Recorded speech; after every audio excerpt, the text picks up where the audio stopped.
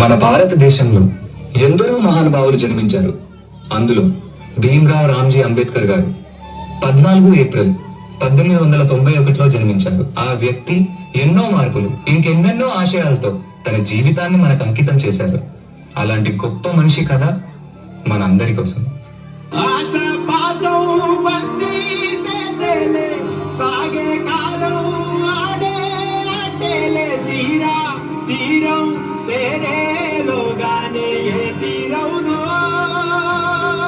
నమస్కారం మాస్టారు. పిల్లలు, ఈ ప్రశ్నకి మీరు ఎవరు సమాధానం ఇస్తారు? నేను చెప్తాను మాస్టారు. భీమ్రావ్, ఆగిపో. నువ్వు ఆ బెల్లాన్ని తాకితే దాని వెనకాల ఉన్న మా భోజనం మైలైపోతుంది. నువ్వు కూర్చో. నువ్వు వెళ్ళి రాయి భీమరావు.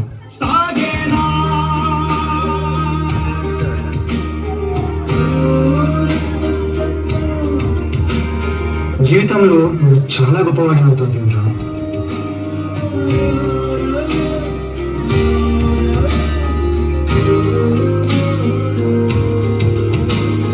నీ వల్ల మా భోజనం మైలైపోయింది. ఇది కూడా నువ్వు పెట్టిను.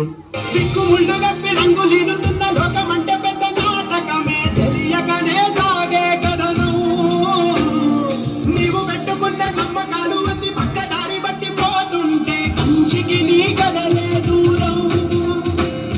నీ సేతుల్లో ఉంది సేతల్లో చూపించి ఎదురేగి సాగాలిగా. నీ పేదలో తేలాలంటే ఎదురు చూడాలిగా. చాలా దాహంగా ఉంది. తాగడానికి మంచినీళ్ళు ఇస్తారా? నీలాంటి వాళ్ళకి అదిగో ఆ మురికి నీళ్ళే, వెళ్ళి తాగో.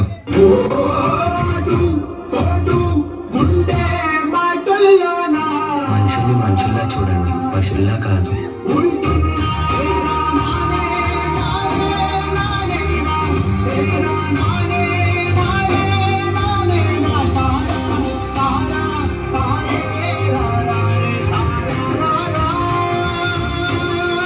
నువ్వు ఎవరికీ తల వంచకూడదు.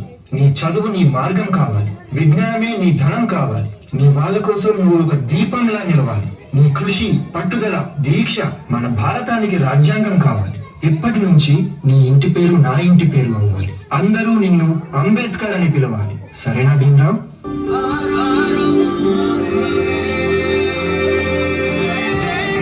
ఎంతమంది తనని తక్కువగా చూసినా చదివే లోకంగా మార్చుకుని మెట్రిక్ సాధించాడు. అదే సమయంలో పెద్దలు తన పెళ్లి కూడా చేశారు. సాయాజీరావు గాయక్వాడ్ అనే మహారాజు సాయంతో విదేశాల్లో చదువు పూర్తి చేసి ఎన్నో గణితలు సాధించి తిరిగి వస్తారు.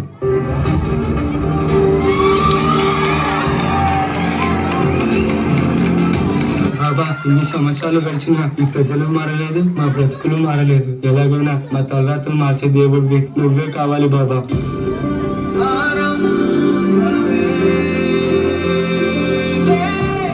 నా ప్రజల కోసం ఎంత కష్టమైనా పోరాడుతాను.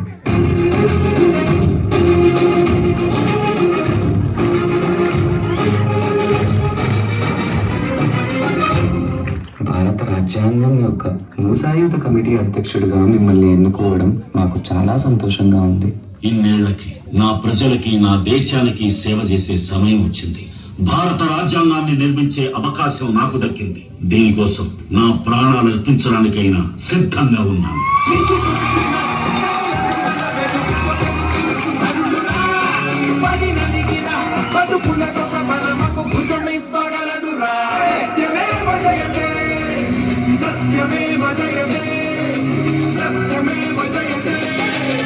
అంబేద్కర్ ని ఒక ప్రాంతానికో, ఒక కులానికో, ఒక మతానికో పరిమితం చేయలేం.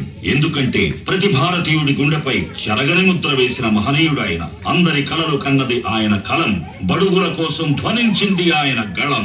భారతదేశంలో రాజ్యాంగం ఉన్నంత వరకు ఆయన మన మధ్య బతికే ఉంటాడు.